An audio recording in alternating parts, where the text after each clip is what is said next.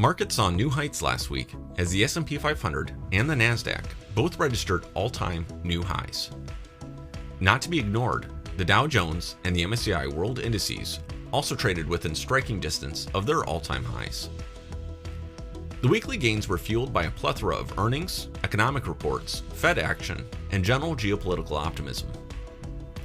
Third quarter earnings continue to be reported over the next couple of weeks, with the greatest number to be released this week. As it stands, roughly 3/4 of the S&P 500 earnings have been released, with 3/4 of those firms beating expectations. The initial reading of third quarter GDP was released midweek, with a slight beat in expectations, showing an annual rate of 1.9%. This news was shadowed by the FOMC meeting later in the day. For the third time this year, the Fed voted to lower interest rates by 25 basis points to 1.5 to 1.75%. Most notably from this meeting, Fed Chairman Jerome Powell stated in the post-meeting press conference, "We see the current stance of monetary policy as likely to remain appropriate as long as incoming information about the state of the economy remains broadly consistent with our outlook, signaling an end to the interest rate reductions for the time being."